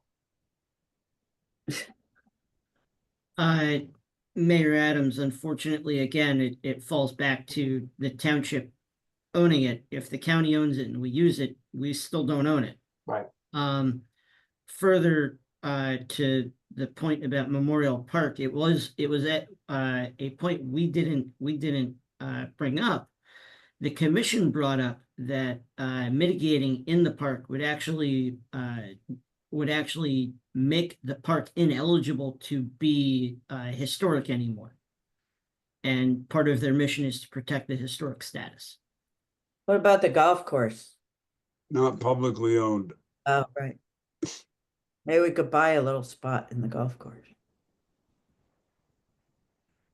Okay, so we've sent this information to DEP. We're waiting for them. Yes, Okay. we're hopeful to hear from them shortly. And as far as other aspects of work, have we completed the design and all that stuff? The design is complete. We have bid documents that are ready to go. We sent out the easements for signature by the property owners so that the easements can get recorded. One of the property owners did write back to us, and they wanted some more information prior to signing the document. So we're going to organize a field meeting with them so that we can go over this in more detail. Okay. All right. All right, Paul, let's go to these standard items, try to run through them as quickly as possible. Okay, the police building, we still have the SEPI grant. We had registered for SEPI and we're going through the process. They finally brought that to the SAGE system so that funds can be dispersed. It took a long time for them to do that, but we're in the process of registering and working through the SAGE process for the SEPI grant. That was a $250,000 grant, by the way. The greenhouses were complete with the skins replacement on the greenhouses. Tomorrow, actually, we have an above ground storage tank removal scheduled. So that will happen tomorrow. On the 20th, we have the underground storage tank scheduled to be removed. That's in the driveway at the top. And we're working out details with Affirmative Mechanical in terms of HVAC and getting that set up for that building. So the project's been awarded to Affirmative. It's just a matter of coordinating that effort. In terms of the woodland, I met the door contractor yesterday and spoke to the historic architect, Margaret, and we kind of went through the project. He needs about 2 weeks to schedule the work, and he believes the best way to handle this is to take the door off. He would board off the door And, then he would come back once it's finished. It's gonna take a few weeks, even up to a month to finish the door. He'll come back when it's restored and install the door. We're gonna work around scheduling to make sure that that doesn't impact any of the scheduling. Bergdorf, we have that movie set that's coming. It's a pretty substantial project. We had met with them and we're providing a dumpster DPW so that the area can be properly cleaned. Oh, are you gonna be an extra in that movie? Hey, if they need me as an extra, I'm available. So You're working with them on the exterior improvements being sort of permanent, right? everything that they're proposing, as far as I'm aware, is going to get reverted, or is temporarily going to get reverted back to keep it the way it is. Are you talking about landscaping, Nancy? Yeah, About landscaping and the exterior door they were gonna replace, which is the landscaping we may keep if once it's installed, if we like it, we can make an application to keep it. It would require more than just an application to the film company, but since these are township owned properties on historic registers, they require a little more effort. But if we had an interest, we could apply to keep them. And then the doors, we don't have an interest in keeping. Why is that? I thought they were gonna be nicer wooden ones or something. There'll be wooden doors, but they're, you can't see through them. We had reason to like the see-through glass doors. But Mr. Ware, It can be a discussion, but that wasn't our intention at this point. I'm sorry, they offered to also put back everything as it was originally, as it is now, right? Yeah, I know. Yes. Not with them. I just think we should be mindful of what improvements we might want to keep, and if we need to apply to, SHPO to get something approved and work with the movie company instead of a solid wooden door to put a wooden door that has a window or something. I'm just thinking it's like free improvements to a building that needs a lot of Dave work. Barry? Mayor Adams, I apologize. The film production firm is looking at doing a fitment over the existing glass doors for the appearance of a wood door. Okay, that's not what they said before, but Agreed. This is, however, what Paul and I received for review. okay. What about inside? Weren't they doing sconces and stuff and improvements? Yeah, all of which can become permanent if the township chooses to accept them. Yeah. Only if they aren't contributing factors. That's right. And part of if the township chooses to accept them is if we get approval to accept them. So for example, the stage that exists currently, they'll be removing, they'll be installing a new stage. If we like the new stage and we want to keep it, we'll make the necessary applications to do so. Same thing is true for lighting and any sound and anything else that they install as part of this. Yeah, I just think we should stay on top of it and get whatever free improvements we can. Oh yeah, we're on top of it. Yeah. Okay, Paul? Moving forward. 1978. Yeah, nothing on 1978. I don't have anything at the moment for the senior center. The Hilton branch, we had the asbestos abatement for that small area completed. Peter Traub is scheduled to come at the end of the month to finalize the roof repairs. He's seriously in demand, but he's a very good roofer and he should address the issues. In the meantime, we have a collection system for any of the water that does drip through, and it's getting collected now. Have we sent people over in these rains just to check? DPW, can we just make sure it's working? Yeah, Josh checks periodically, but we'll make sure that he does go and verify things. The library construction, really meaning the main library, in terms of, there's two issues I have to report or update. One is the barrier in the back to the bridge. I did do a site visit and there were some incomplete pavers. I have to go back out there to verify my items that I itemized in my email are addressed. I could do that probably tomorrow. And, if it's addressed, then I'll recommend removing the barrier. Okay. In terms of the sidewalk and the driveway apron, we did line up a contractor, Tacton. They're a good company that actually did all the safe routes to schools back in 2018, 2019 around Clinton Elementary. You know, so they're scheduled, they were the lowest price, and they're scheduled to do the work in front of the library before the opening. So we're working out those details now. Civic House, we're waiting for the budget to pass, but we do have a bid set that that has been ready for quite some time. Once we get the funding in place, we can advertise that. And then the firehouses, as I said before, the roof was replaced at the Boyden Ave Firehouse. We did notice that the soffits were severely damaged. It's something that was not obvious initially, but we discovered it through construction. So what I've done is I'm going to retain for a very small portion Joe Gates Architecture to provide us a detail, and we're going to actually go out to bid for replacement of these soffits in the copper gutter. So I have money available in the project, and we're going to put that out separately. That's all I have for buildings. Okay, parks. Parks, Swimming pool. Mike, do you have anything to add for the pool or any of the parks?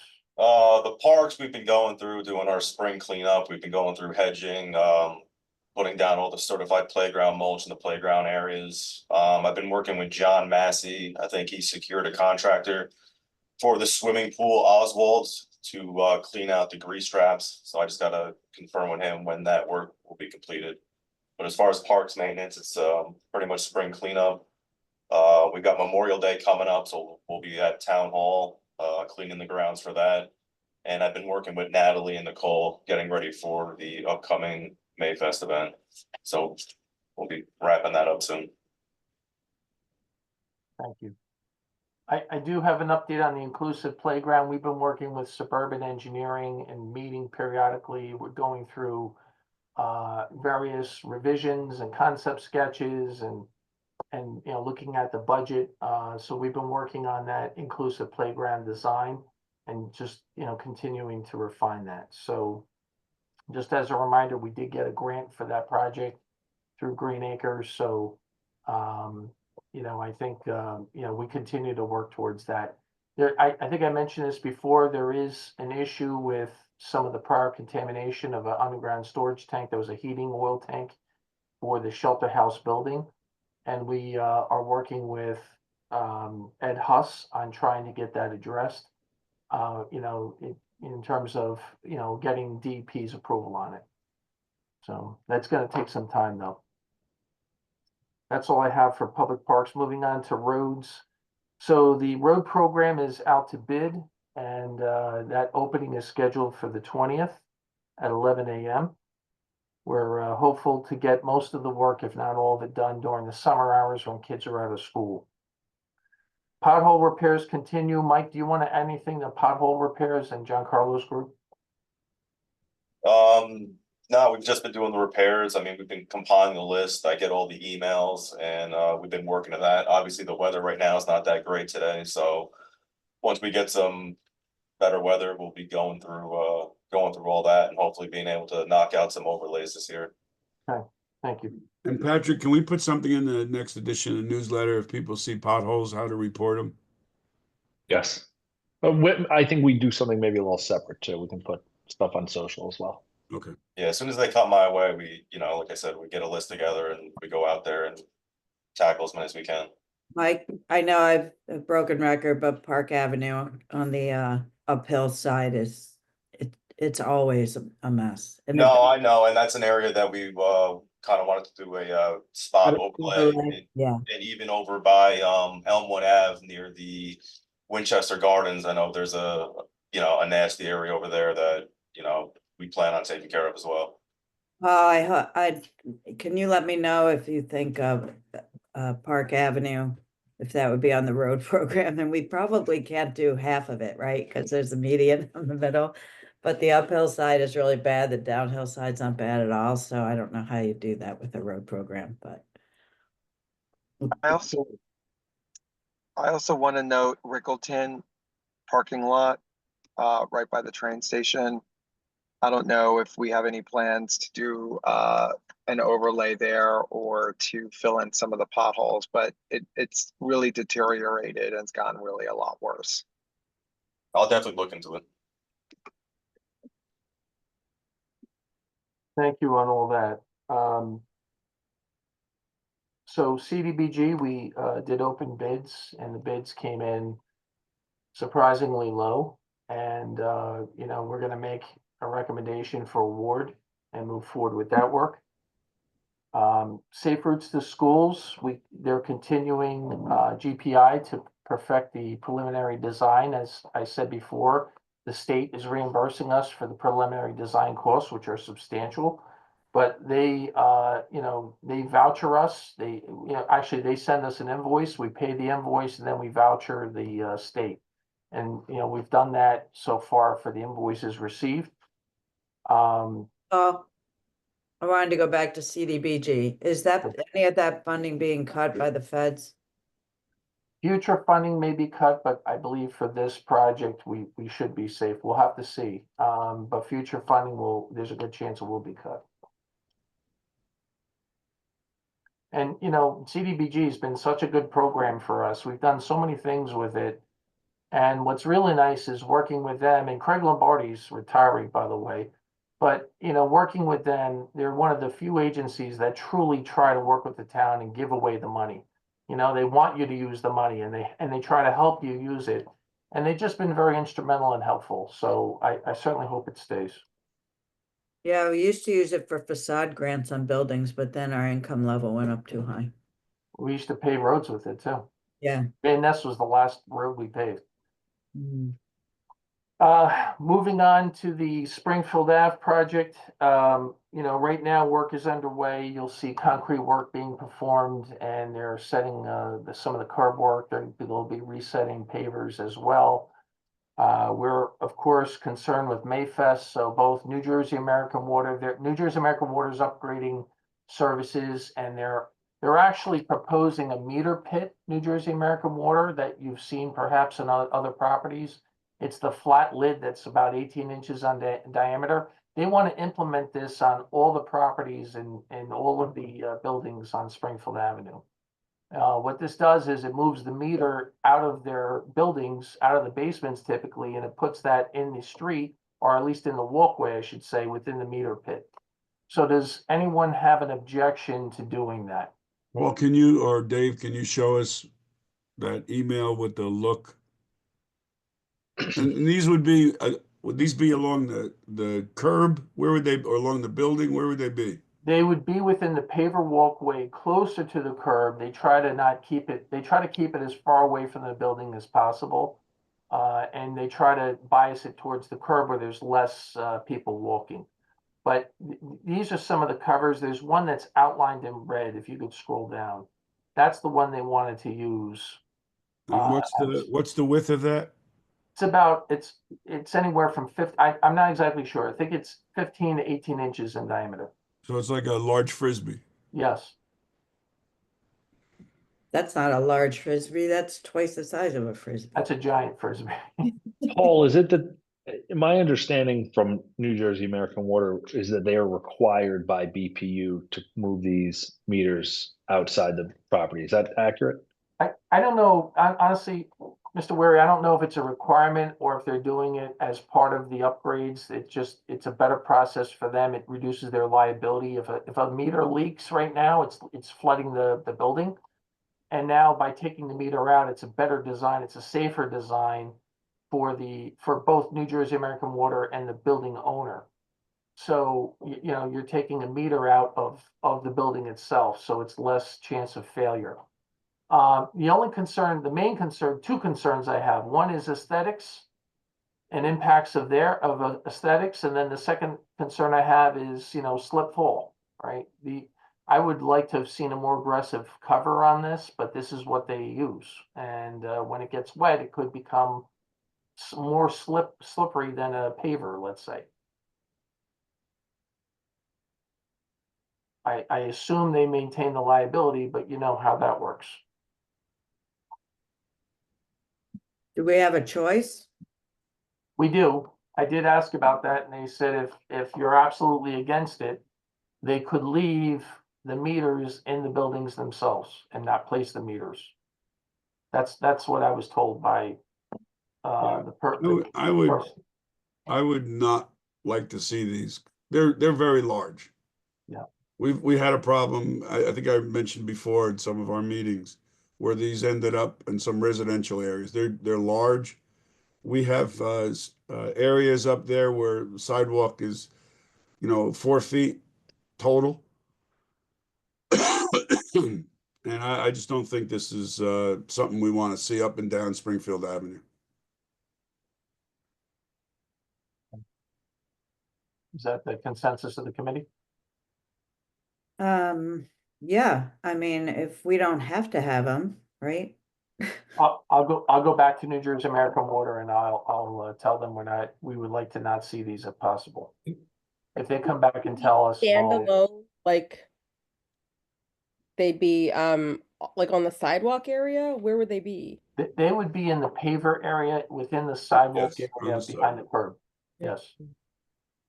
But as far from the building as possible.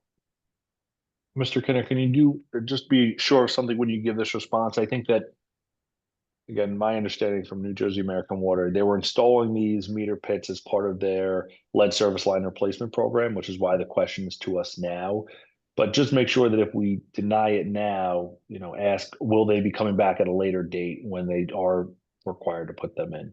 Because I know that the deadline to put them in isn't soon, but they were doing it as part of the plan since they're already, at that valve box, typically digging it up to for any lead service line that they're replacing. So just we should understand that from them. Yeah, I agree. I agree completely. That's, Yeah. there's other ways. I mean, we didn't have a choice in other areas, so I don't Yeah. really understand why we would have a choice now, honestly. I'd hate to deny it now and have them come back next year and start working all along Springfield Avenue again. Yeah, I'll get that clarification for sure, and we'll get it in writing so that we have it. All right, we're gonna need to move on pretty quickly here. Okay. Is there anything update on the sanitary sewer test? The smoke test? So I think Mott McDonald's ready to do it. We need to talk about public outreach and set some dates. I think it's something that, we have to perform. So Pat, Weary, if we can, if you want to talk, we could get some dates and set it up that way. It's going to be a significant communication issue, significant effort to try to communicate with the residents and get this done. But I think it can be done, and I think we need to select when and where we want to do this.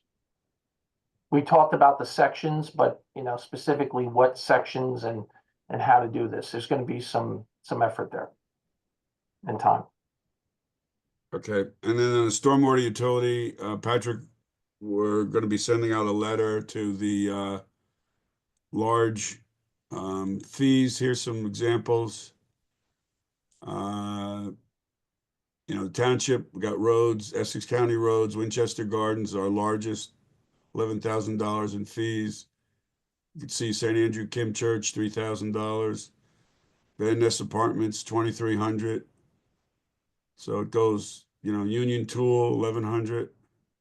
And then there's 500 to 1,000.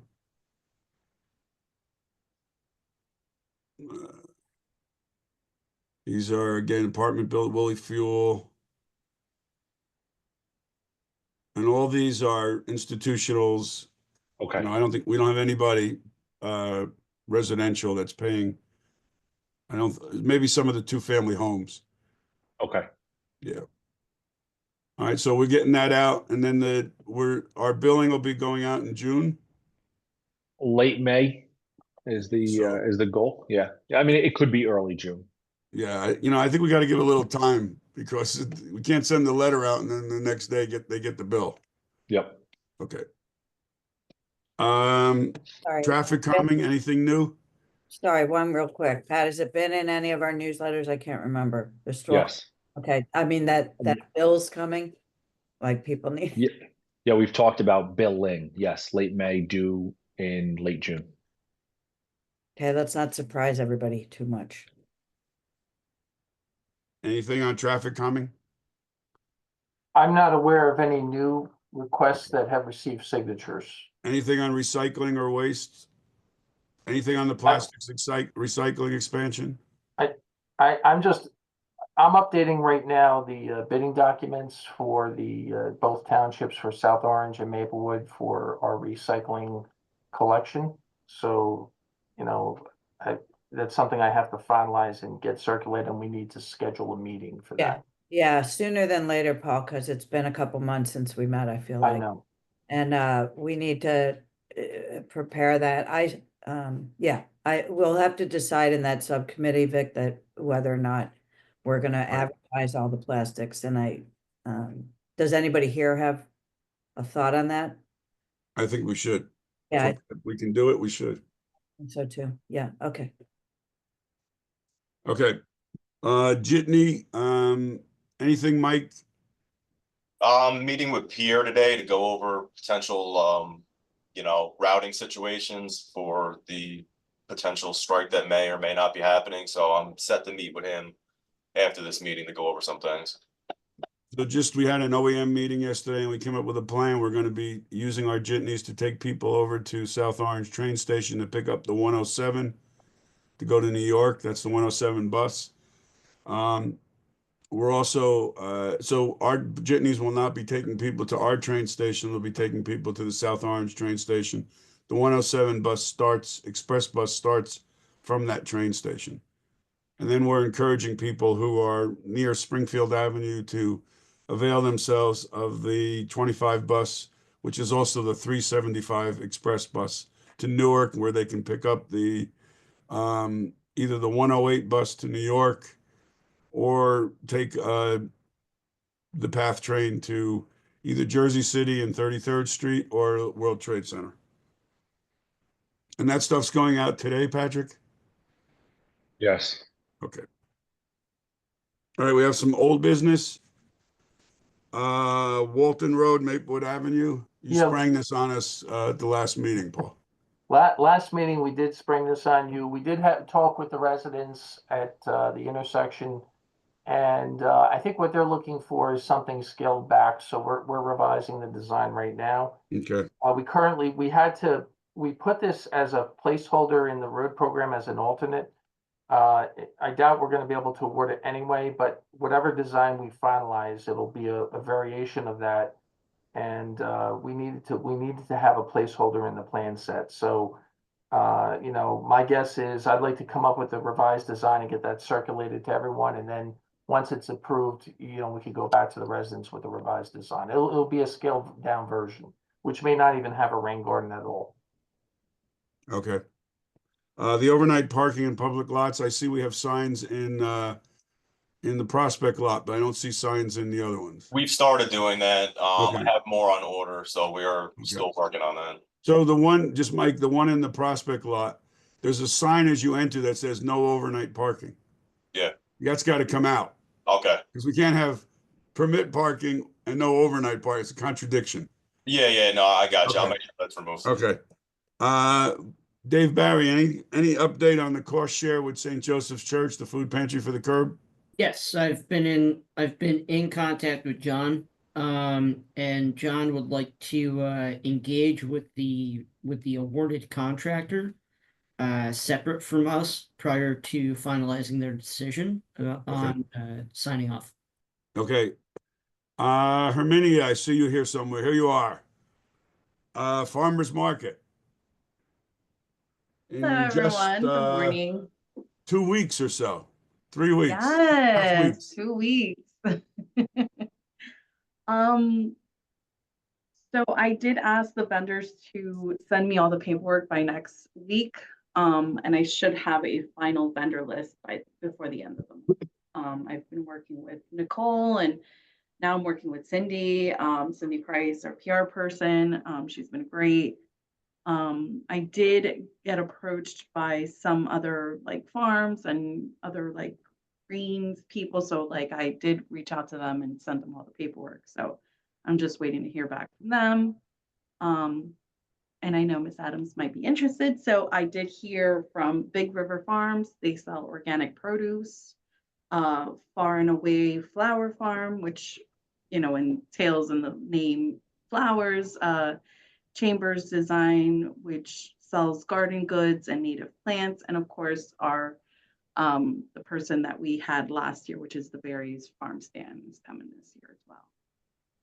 And our pickle guy's coming back? Oh, yeah, of Ah, course. terrific, terrific. All right. Any questions on the farmer's market? All right, Lower Duran Road, this was supposed to be added to the 5-foot list. Anything we need to do or no? No, You're I, gonna send that to us for approval, right? I'm gonna Township send it to you for approval. I first wanted to circulate a letter. We just haven't had the bandwidth. Okay. We'll do that. All right, any new business?